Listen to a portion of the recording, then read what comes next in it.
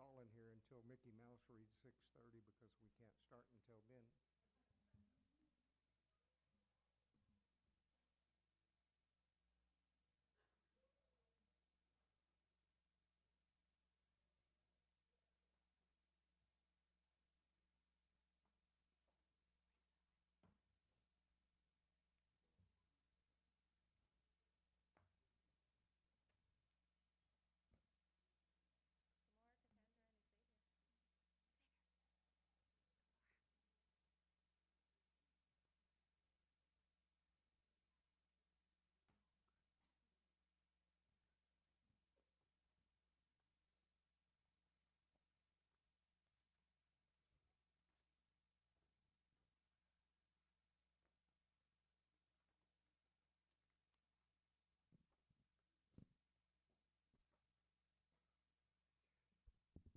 All right, we will go ahead and get started. I'd like to call the meeting to order and ask Ms. Barrientos to call the roll, please.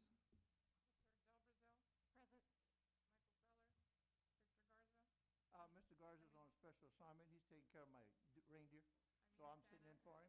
Santa Claus here.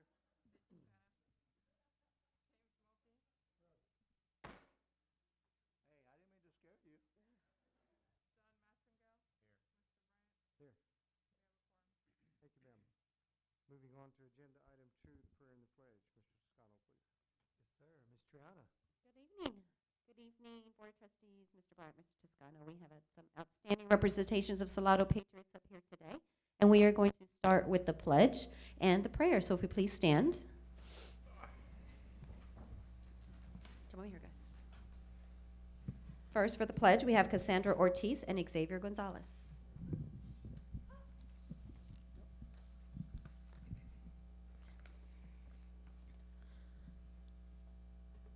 I pledge allegiance to the flag from the United States of America and to the republic for which it stands, one nation under God, indivisibly, with liberty and justice for all.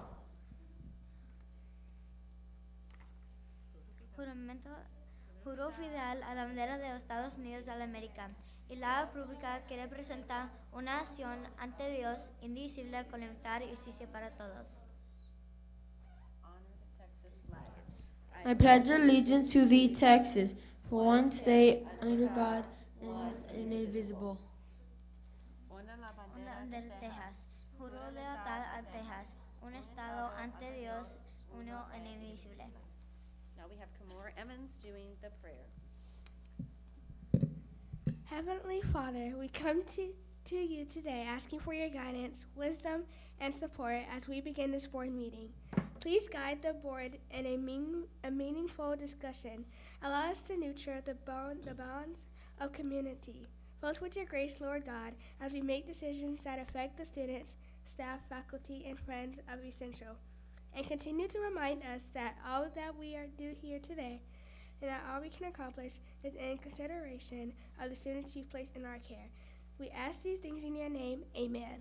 Amen. All right, please be seated. All right, so we have Miss Jennifer Lair, who is our fine arts teacher, and we have some of the Salado choir. Let me introduce some of these students to you. We have Casey Ortiz, Caitlin Steen, Anastasia Puente, Autumn Mayo, you heard Kamora Evans, Xavier Gonzalez, Caroline Sanchez, Natalie Morales, Audrey Torres, and Samantha Villanova. Miss Lair, take it away. Throughout our fine arts program, we are learning art and music, and throughout music, every other month we are starting to learn recorder, and so we thought we'd honor you with some good old-fashioned recorder jingle bells. Okay? I like some love that. I know. All right, here we go. Ready? Not too loud, right? 1, 2, 1, 2, ready, go.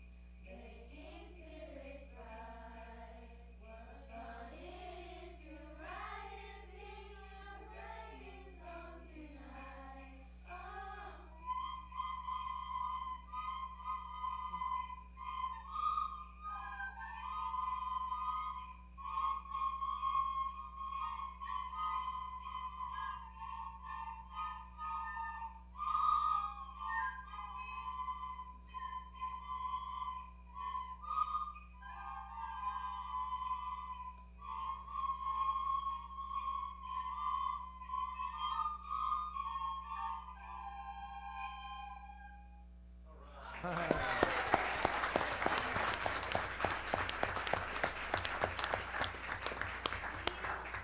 students, they also were part of a hand-selected representatives from Salado to go and join the other intermediate school along with the other elementary schools and sang along with the high school at our big collaborative holiday festival that just happened last Thursday. And so we'd like to share a couple songs with you on that. The first one is called A Marshmallow World. Let me get it started. Everything set? Here we go.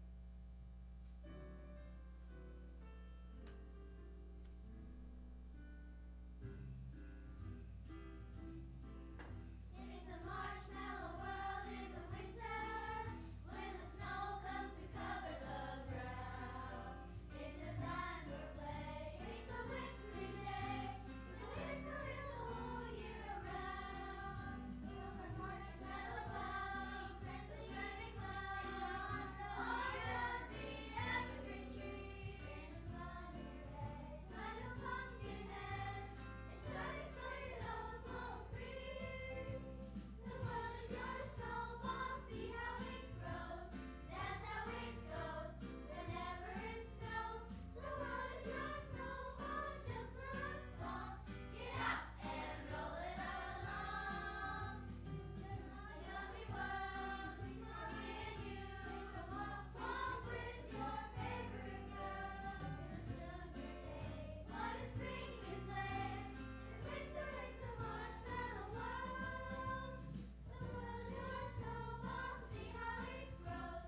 That's how it goes whenever it snows. The world is your snowball, just for a song. Get out and roll it along. A yummy world for me and you. Go walk with your favorite girl. But in spring is late. In winter it's a marshmallow world. In winter it's a marshmallow world. In winter it's a marshmallow. A marshmallow world in the winter. Marshmallow, marshmallow world in the winter. Marshmallow world in the winter. Let's go.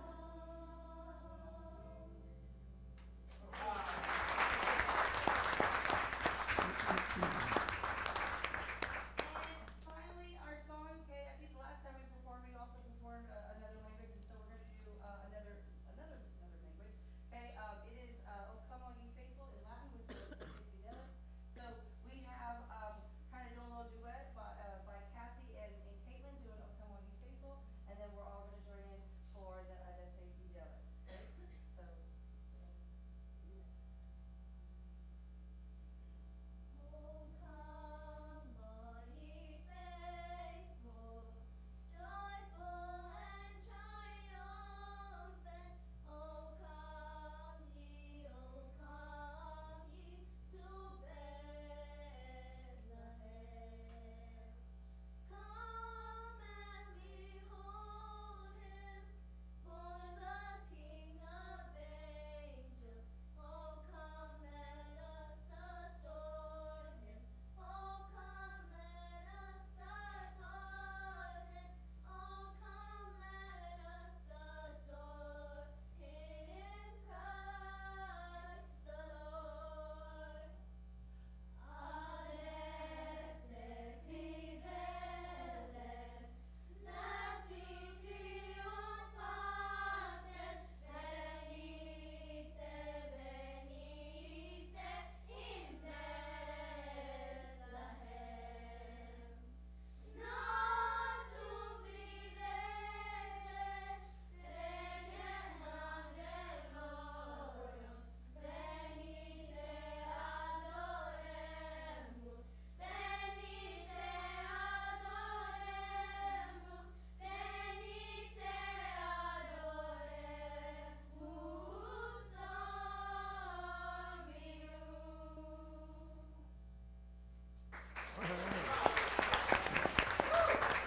Thank you so much, Kids, it was an amazing job. I see Miss Blair takes so much time and working, and thank you, parents, for taking them and picking them up for practice. So if any friends and family of the students, please stand to be recognized.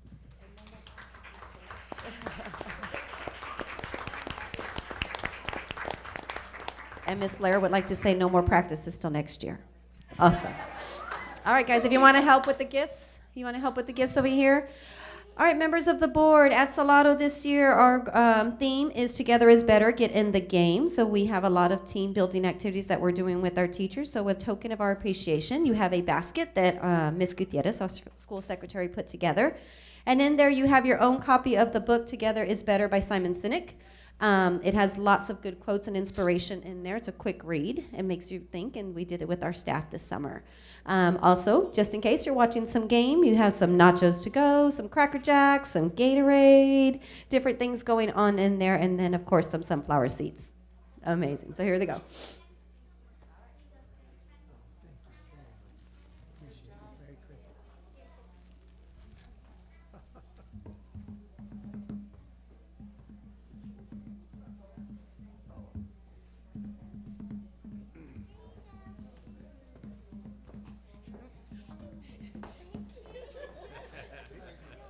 Merry Christmas.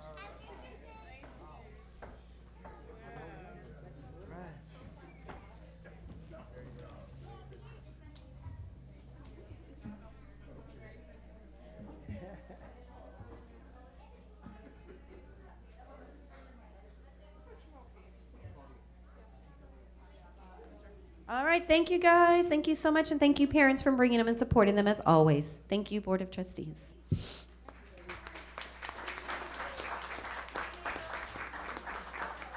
All right, if y'all would, thank you very much for opening our meeting. This is a special meeting for us, and it's always nice to have the kids here and start us off in the right direction, because that's what it's all about. We've got some more awards that we want to present, so if y'all would give us a couple of minutes here, we'll take a recess as soon as we get through with our awards and let everybody go home to do homework or grade homework or whatever they need to do. So give us a couple minutes, and we're going to do awards and recognitions now.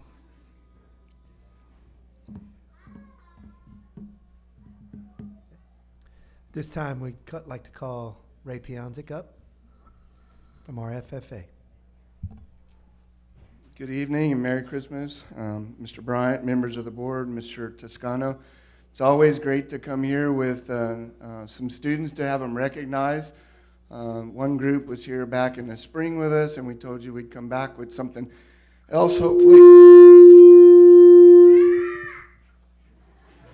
I agree. So we're back. We had great success.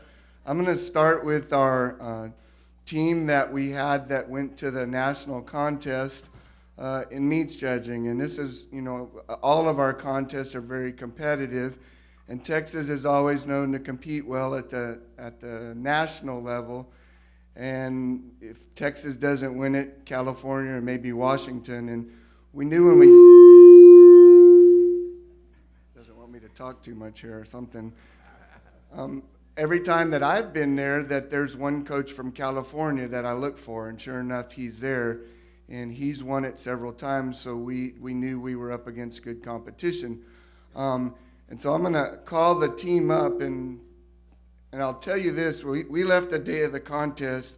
The only thing we knew is that in probably like 600-700 point contest, that these boys' individual score were just a couple points apart from top to bottom, and that was the only thing I thought we had going for us.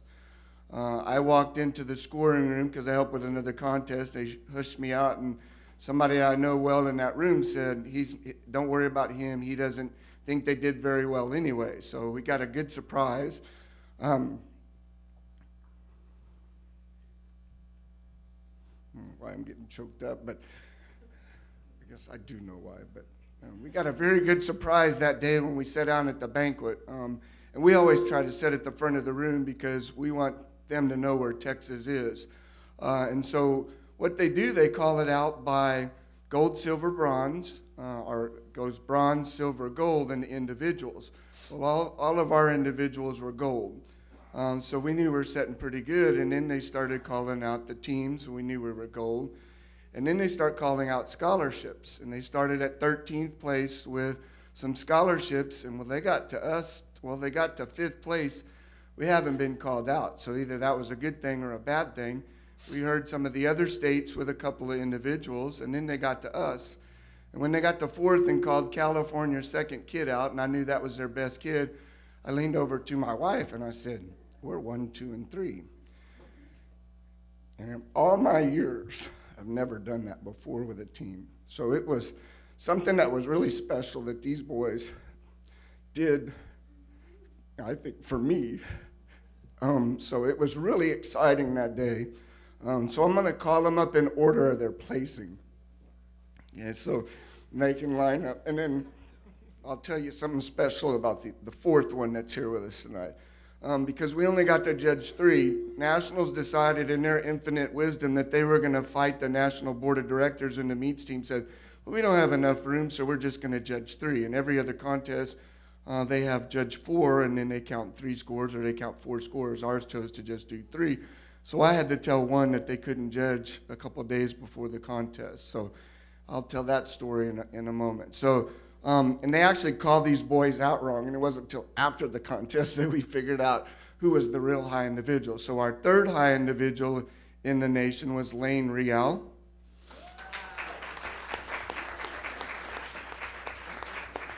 Our second high individual was Trent Stawowski. And then Matt Lozano was first high. And even though we didn't have it calculated exactly right, we thought they were 5 points apart. In the end, they were 3 points away from each other in their individual scores.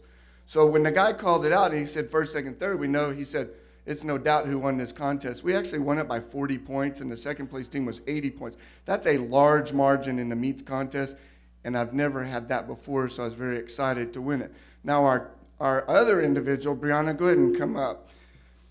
And she was kind of like the team mom, you know, to them all the time, keeping them.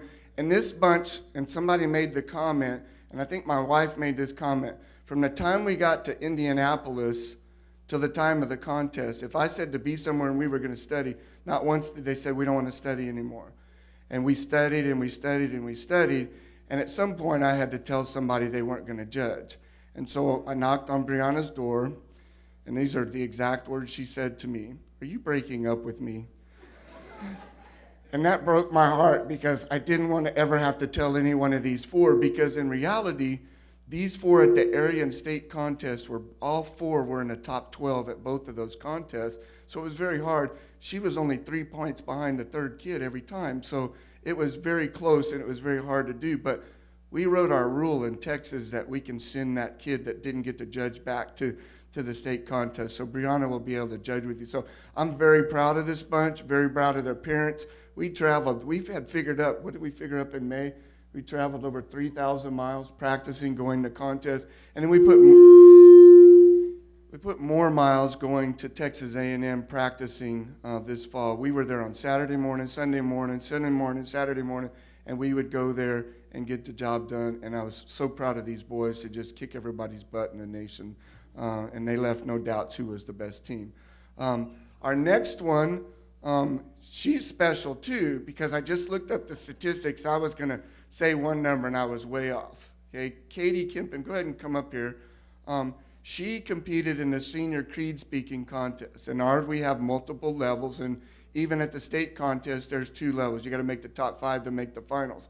Well, in the state of Texas, there was over 750 competing in her contest. So she is 5th in the state out of 755 or 750 some odd individuals. So very exciting for her to do that too. And we do have a couple parents, and I know they've supported these kids, Ms. Tully and Ms. Stawowski and Mr. Kempen. Thank y'all for supporting these kids throughout the past several years so that they could compete with us. Thank you very much.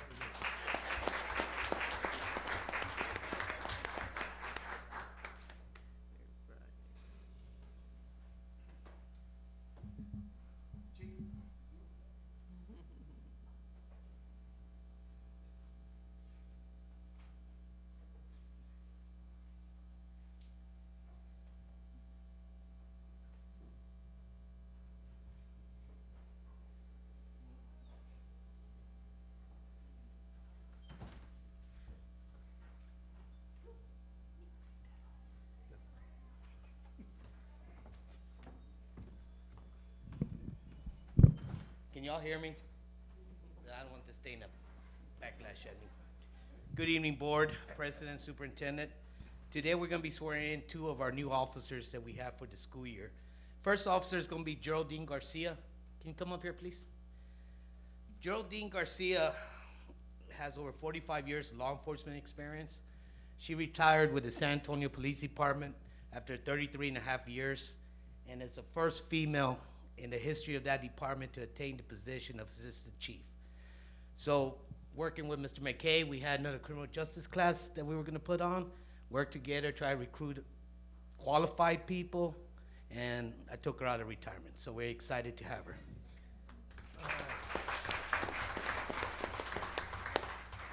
Our second officer is Monet Hale.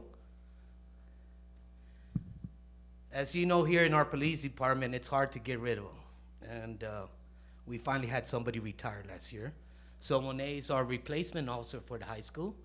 Monet has 5 years with the Bexar County Sheriff's Office, all of them working in the detention booking desks. She saw firsthand everybody coming into the jail, so I knew she was well experienced and diverse. So Monet's our new high school bike officer that replaced Officer Salazar when he retired. Okay.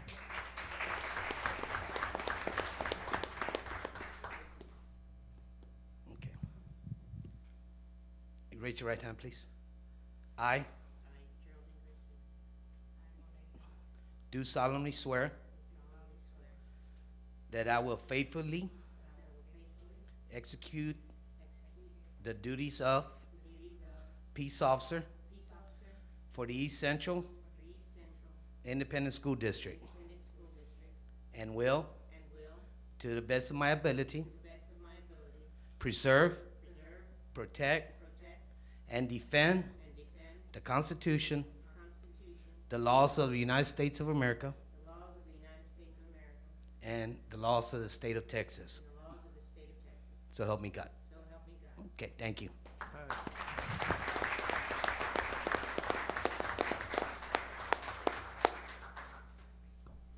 And Julio Alonso.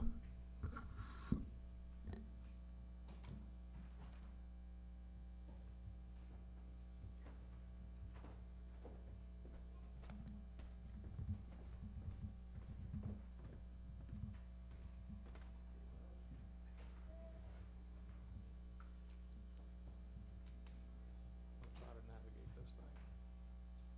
Nope, that's not what it's supposed to do.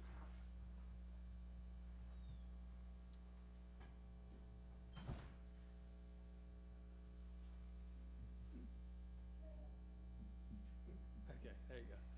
I just thought I'd put that up there since this is energy conservation.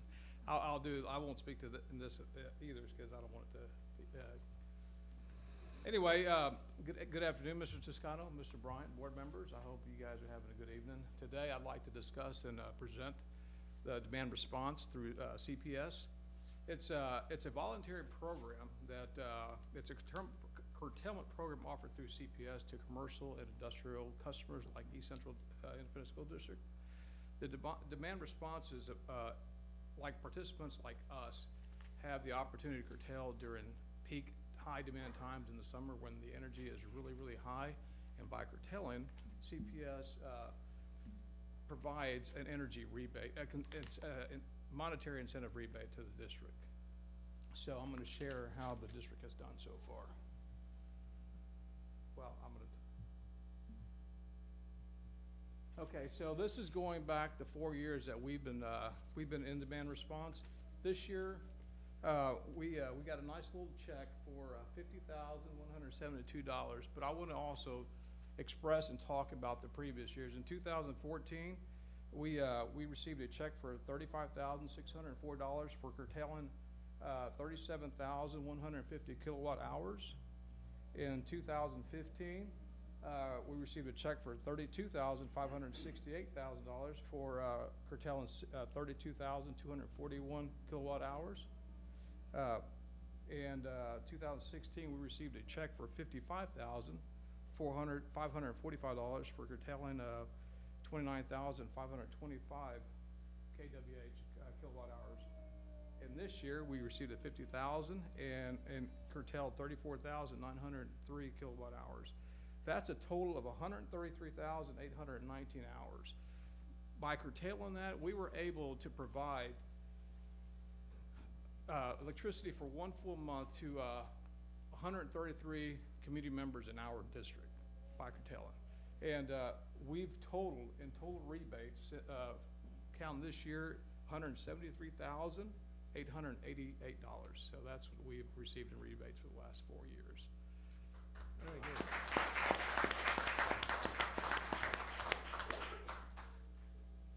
So what's very important is that we understand why we do this. There's multiple reasons why we do this. We conserve energy during these peak demand times, and by doing so, it helps CPS provide electricity to all members in the community who need the district, especially those that are elderly, sick, and maybe recovering from illnesses that maybe otherwise may not have electricity due to blackouts, brownouts, et cetera, et cetera. So by the district participating and helping that, it prevents that, along with other districts, other commercial industrial companies in and around the state of Texas. Mr. Joe, you have anything else to share? I'd like to thank the board and Mr. Toscano for inviting CPS Energy here this evening, and what a pleasure it is to present a large check to the school district.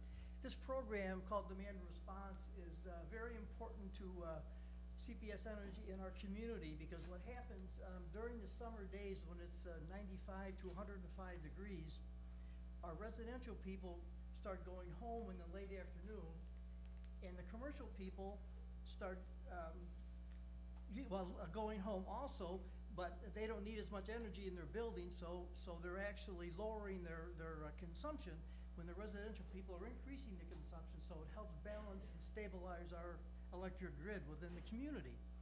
And we pay our commercial customers dearly to participate in the program. I work with the 13 school districts in San Antonio, and I had over 300 meters participate in this summer program. And just to put it into perspective, the program lasted for 4 months, and we called 22 events over the 4-month period, and those events lasted about 2.5 hours each. So that's about, say, 55 hours. Your check is for over $50,000. If I divide that by 55 hours, it's close to $1,000 an hour. And that's very commendable. Not very many people make $1,000 an hour today. I was at a meeting 2 weeks ago, and someone from the Spurs organization was there who manages the AT&T Center, and he said, the Spurs players make that kind of money. Once again, I'd like to thank Julio and the facilities team for a job well done to help support our community, and thank you so much for participating with us. You want?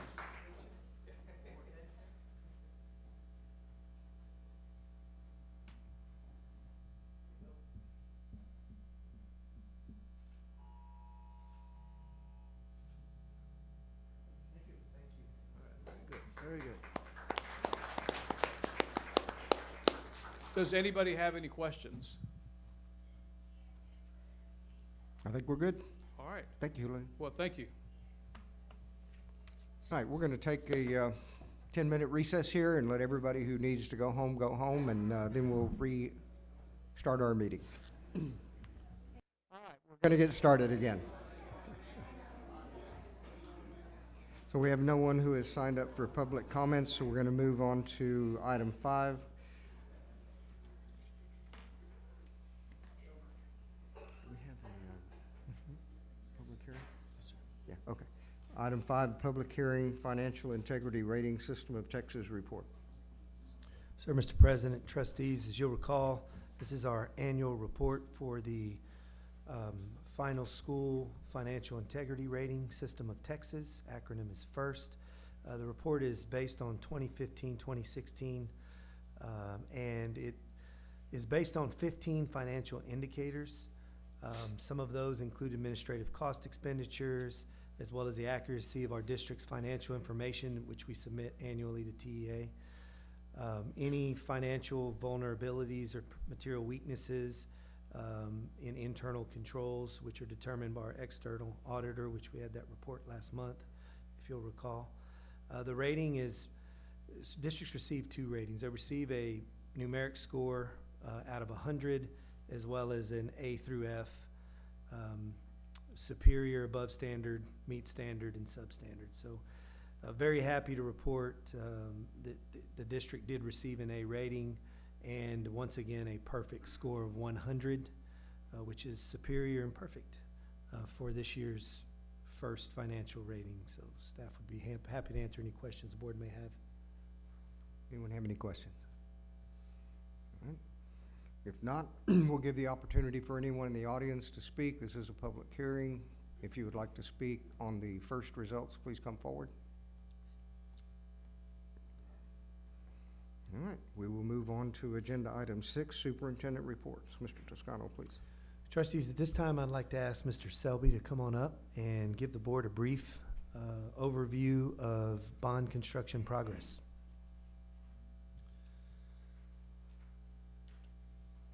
Odd setup here.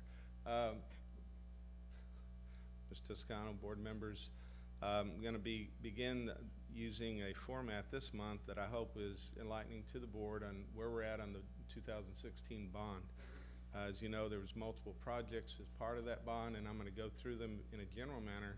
I'll focus a little bit on tradition tonight, and then my plan is to, if it pleases the board, to come back and maybe highlight one of the different projects, such as Salado Intermediate School, and then do that with each of the other campuses that we're making improvements at, so that I can give you a more holistic view, overview of what's happening at each campus, and not spend like a whole hour doing the whole thing. I think that's a little bit more than you would want.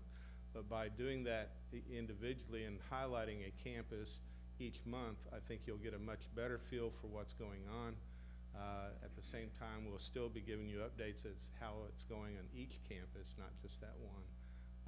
But I'll give you an overview of this tonight, and then see what you think. Just any feedback would be appreciated. Starting with tradition, as you know, this was the new elementary school out at St. Hedwig. It's really going to be a fabulous school using pre-K through 5 grade format. It'll have the dang pointer. It will have the different modules will be part of that plan. If you look over at in just a moment, I'm going to be going through some information on some issues that we've had out there. In building this, they've divided this campus up into 4 major sections. A is going to be the gym and the cafeteria area, which is on the left there, which I had my pointer. This does not, oh, wait, does it point up there? Nope, it doesn't. Anyway, and then you have the admin in the center. You'll have pre-K through first on the right, which would be the portion of what they call C area. And then you have second through 5th, which is the D section on their construction plans. Right now, as of today, you have an awful lot taking place out there. I tried to get the same perspective as the first rendition that you had at the beginning. And you can see on the left, you have the gym already going. You have the cafeteria and the admin areas poured, and some of the connecting D wing, which is the 2nd through 5th grade, is already going together and is already beginning to be close to being dried in. The C pad has been poured, but does not have any steel going up on it yet. So they're moving forward. Today, there and everywhere, there is no construction taking place because of the wet weather. It's a mud pile right now. But one of the things that did concern us, if you recall in previous presentation, was a concrete pour that didn't go so well back in the August time frame. And this illustrates, and I'm only going to show you 3 photos, not a whole series of them, but this really highlights the concern that we had. This is a trench where a footing would go, and this is, they poured on Monday, and this is on a Thursday, and it still has water in it. That's why we were concerned, because that water should have been pumped out as soon as possible, and protection should have been made to try to prevent any further water damage from getting in there. And that didn't occur in a timely manner. As a result of that, working with the engineers, along with the contractor, but the engineers showed that one of the best options to address this possibility of this problem that resulted from that water sitting there too long was one where there was concrete poured, because that pour did start but had to be stopped in mid-pour because of the weather. They had to chip out an awful lot of that concrete that was in there because there was just issues with the integrity of it. Also, it was going to provide a smooth and larger, more uniform surface for any additional pours to tie back into.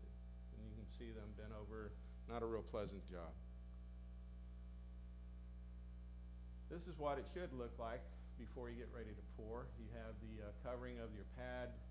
You've had the termite treatment done. You have the blocking done properly. You have the steel reinforcement and sleeves that were added for additional support for that steel. And one of the big things they ended up having to do, this is a footing for where the concrete will go into. That's much larger than it originally was designed to be, because part of what the plan was to address any potential issue with the concrete was to make those footings larger and therefore providing with additional steel and providing the support that would provide what we need for that building to be sound and intact for the lifetime of the building. So this was right before they were getting ready to pour, or not too long. Actually, this one wasn't. The one before was. You can still see the little drill over there, the chipper. But that's what they ended up having to do. And I just wanted to give you a visual of what the problem was, because it's hard to describe if you haven't seen that before, and what was done to try to address that. And each step of the way, we had our engineers involved. They went out and monitored on a very regular basis of where they were at and what they were needing to do. They had various inspections that took place during this process, and then they had the most real critical pre-pour inspection to make sure everything was done properly. We also had our own staff, project manager, monitoring it, and we had LPA's architect out there on a weekly basis. With this concern that we have engaged a company, AGCM, and we have staff on board from there that are working every day to also monitor here and at the PAC. So we feel like we're having a very good oversight of what is happening there. The team out there with Guido has addressed all these issues and is now moving forward and is making up quite a bit of time. And so we feel confident that they will hit the time we need to be able to get in there, but it'll be July. I can guarantee you it'll be sometimes between the middle and end of July before they have complete, substantial completion. What we plan to do is to, one, continue to monitor what they do, make sure that they are providing us with clear plans on how they're going to continue to make up time and do so in the proper manner so that they aren't taking shortcuts.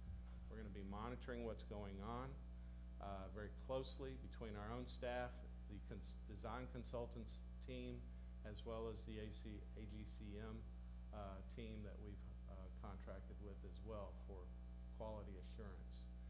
And as they finish each one of those areas, for example, as they should finish the D wing first. That's the two-story section. We'll be working with the fire chief or the fire marshal's office. We'll get a partial substantial completion or certificate of occupancy or the equivalent of that, and we'll go ahead and put the furniture in that as it gets available to us. So we aren't waiting till the middle or end of July to begin to put furniture in there and get it set up. As each area is completed, we'll begin moving in there. And so I do feel confident, as long as there aren't any other major issues, that we have we should be able to get in there before the school year. But there are no guarantees. I won't also tell you it's an absolute thing either. Depends on everything's still working and they're doing their job, and we doing our job as well. Y'all have any questions on that before I move forward? I'm going to go through the rest, but I just wanted to spend a little bit of time on that. I know there was concerns about that, and that I wanted you to get a visual on what happened and what was done. Okay. The high school, as you know, there are four major sections to that. You have the PAC, the Performing Arts Center, the Gary Patterson Center for Performing Arts, which is well underway. I'll show you a photograph of that in a moment. You have the renovations down at the South Campus that are complete, and we are happy about that. I will show you photos of that next month, because the ones I took today, for some reason I couldn't download, Mr. Technology here. And we have renovations also as part of that for the band hall and for what is now the choir and drama section, which we'll move into Performing Arts Center once it's completed. That project also is a little bit behind, but they are making up for lost time. They have a July 18th completion date, which should be, if they hit that should be fine. What we will be working with is also the renovations to the band and current drama choir will take place as soon as school's out, and I have made assurances that they will have a separate team of people working on that and not be pulling away anybody from the PAC project. And that should be it's a much simpler series of renovations than the ones that we had at South Campus. That's what the Gary Patterson Center for Performing Arts will look like. This is what it looks like today.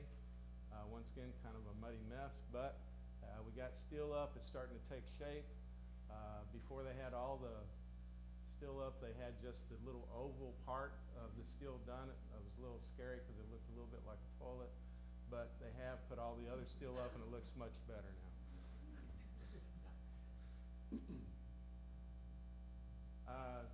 Salado Intermediate Schools, you know that you have the additions that are going to be going in, and that would be on the right-hand side where it says gym. You have 4th grade on either side of that. Those are the 2 additions. On the left portion of that is where the old band hall was when that was the middle school. That's being gutted and totally redone into 4 classrooms, which will include the fine arts, a computer lab, and 2 other classrooms. The gym will be air conditioned, and everything will get a nice look to it.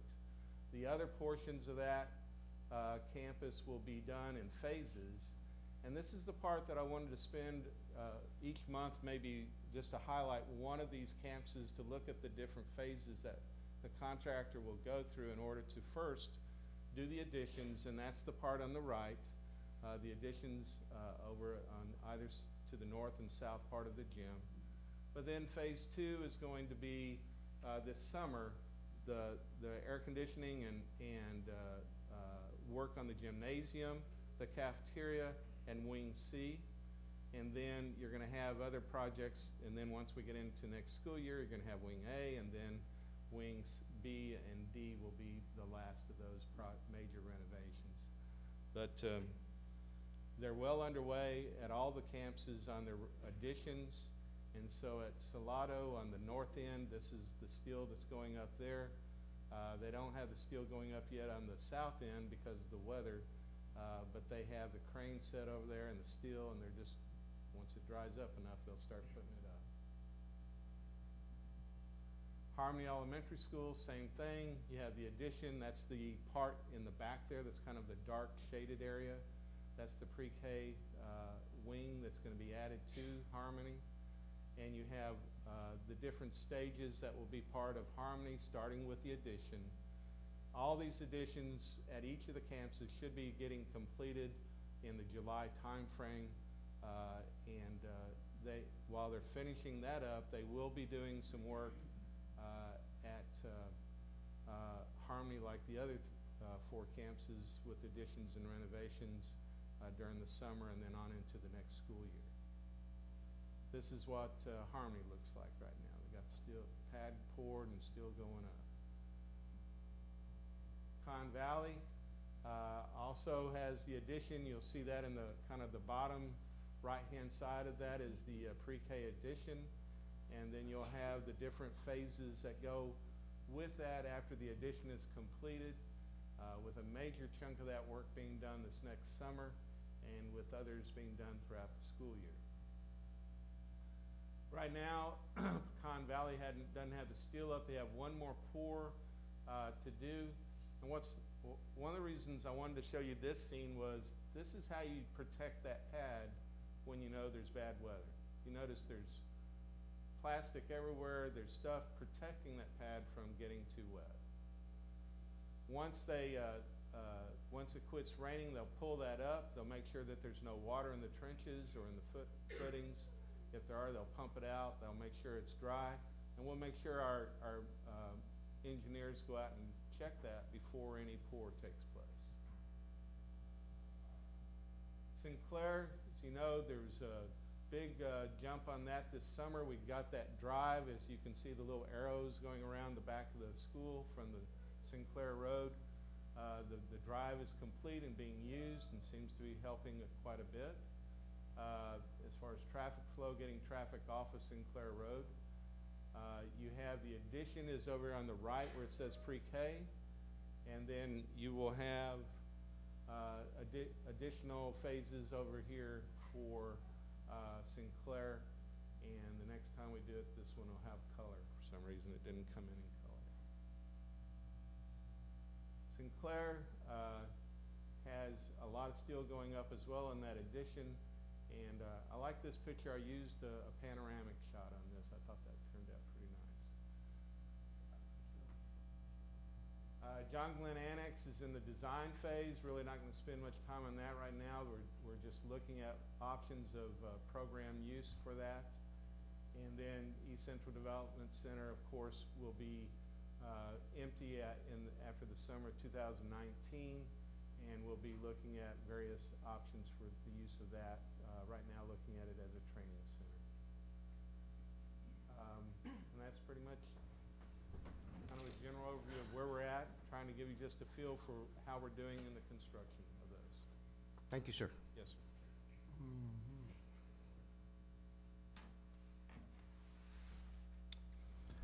sir. Trustees, this month's personnel report is in your electronic packet beginning on page 37.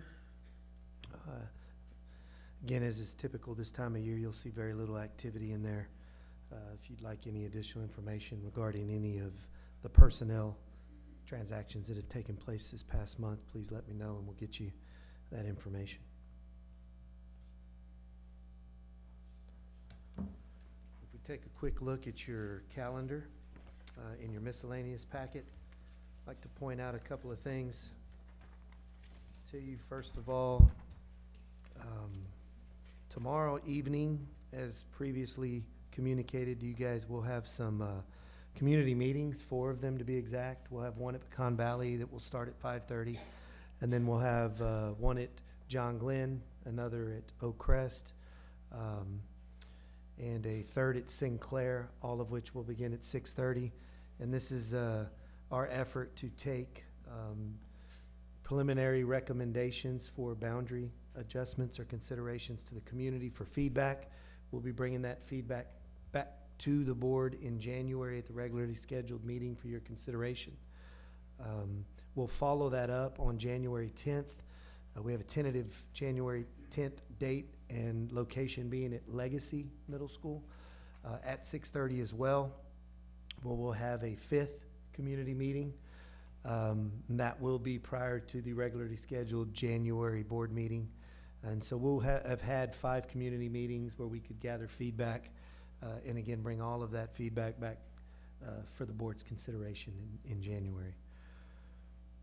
Moving on, the end of the month, obviously, the district closes on December 25th. And will be open again when staff returns on January 8th. That will be a student holiday. Students will return on Tuesday, January 9th. The district's subsequent holiday is on ML King Day, which is on the 15th. The district will be closed on that date, and the next regularly scheduled meeting is on January 18th at 6:30.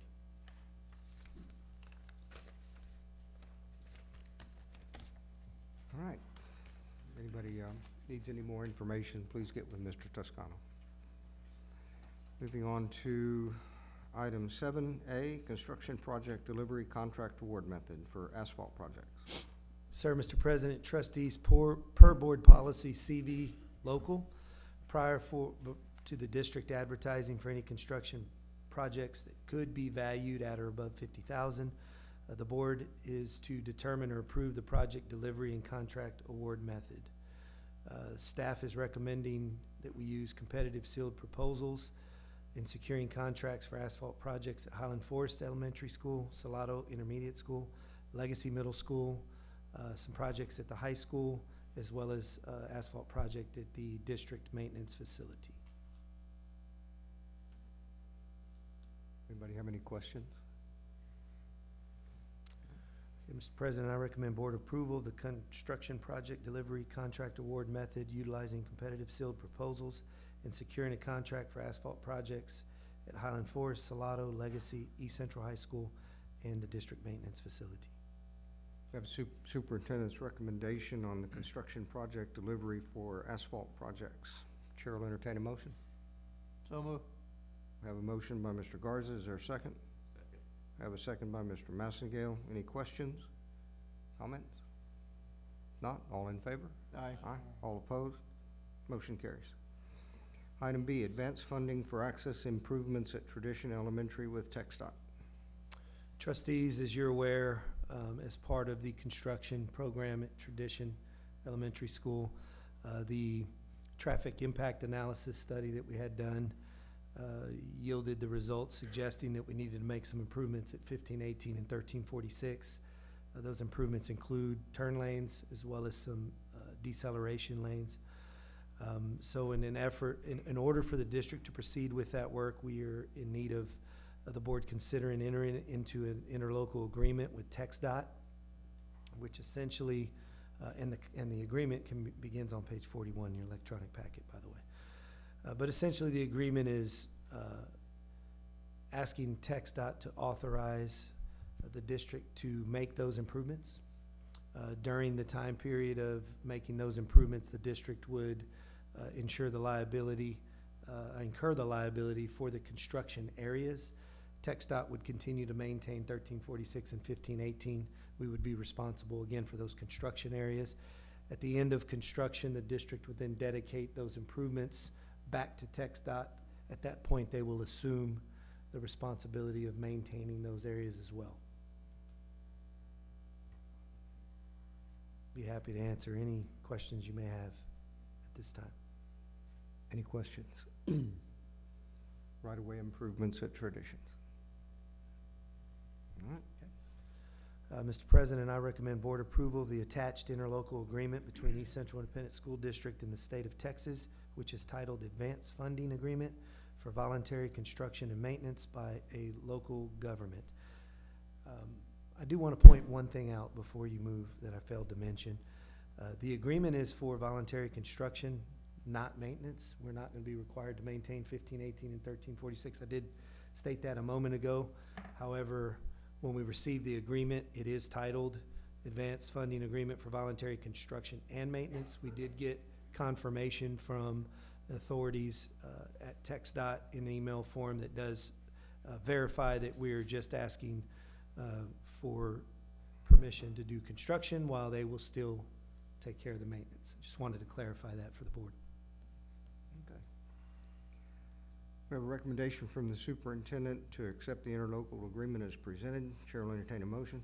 So move. We have a motion by Mr. Massengale. Is there a second? We have a second by Ms. Barrientos. All in favor? Aye. All opposed? Motion carries.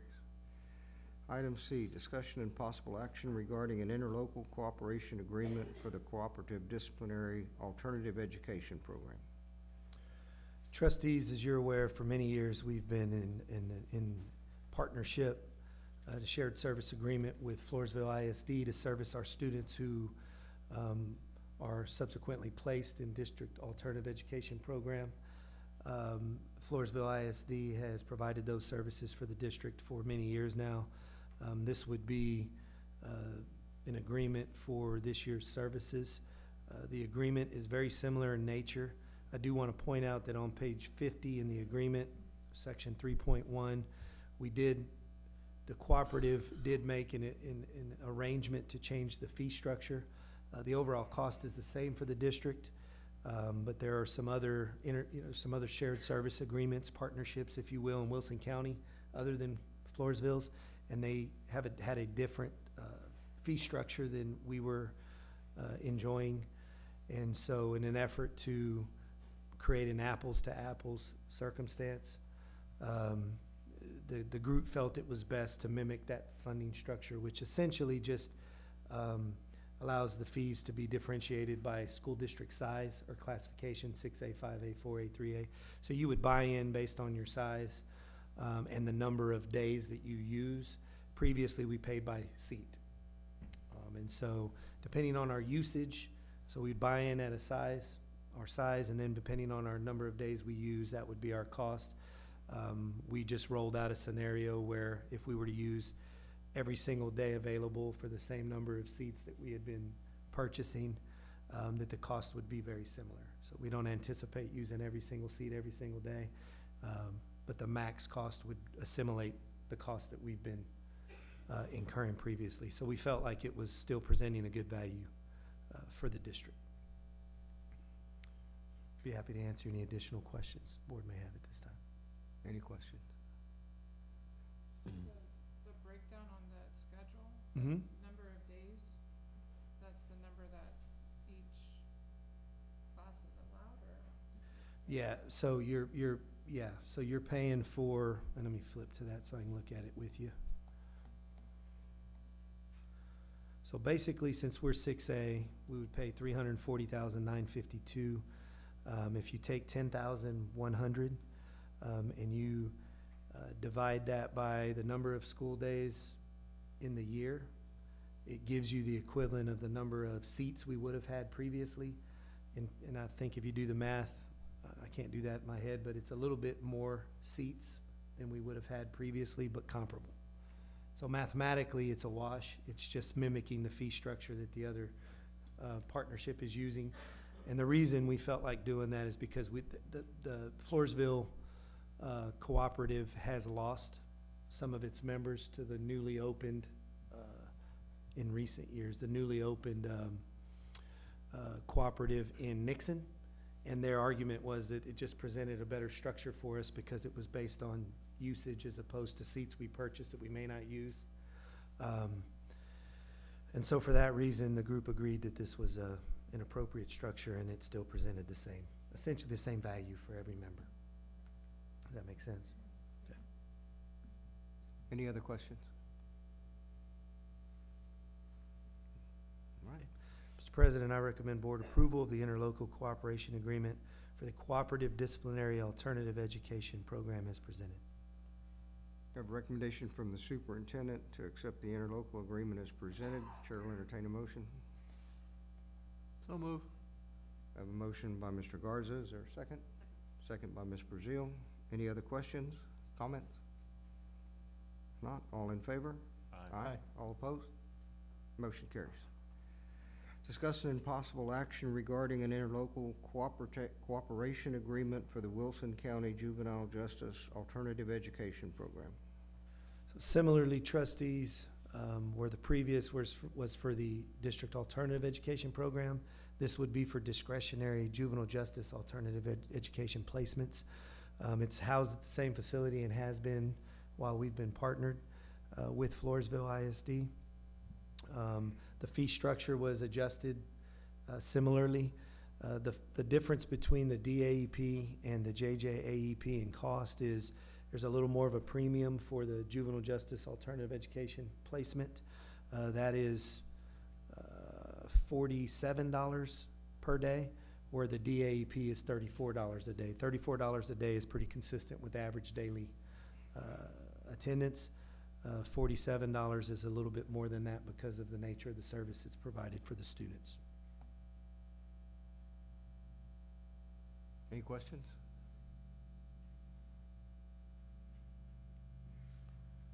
Okay. All right, so Mr. President, I recommend board approval of the interlocal cooperation agreement for the Wilson County Juvenile Justice Alternative Education Program as presented.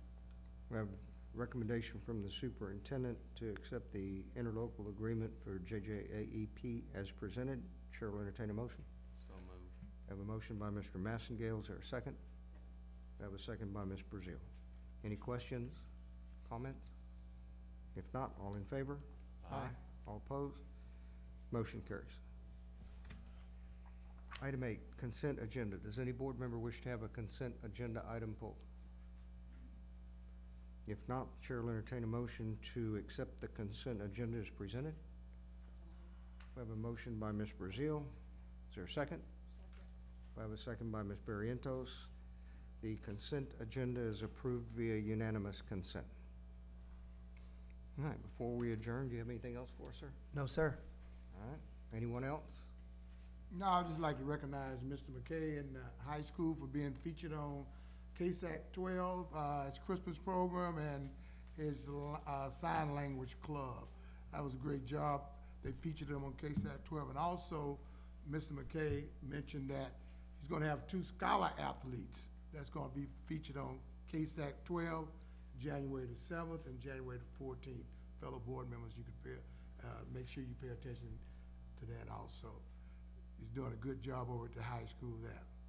I'd also like to thank ECDC for my Christmas card, Heritage for my Christmas card, Legacy for my Christmas card. Also. Uh-oh. All right.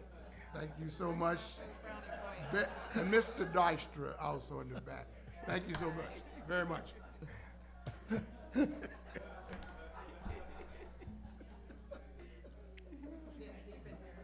That's gonna be hard to top. Well, you know. All right. I'm through.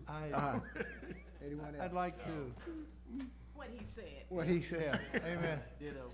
I'd like to wish everybody a Merry Christmas, Happy New Year. In these chaotic times, be sure to go home and hug the loved ones. We have a hard time keeping them alive. I know people are crazy. So love your kids, love your family, and have a good holiday. And I clown around, but I'm very serious about what I do. Thank you for having me here.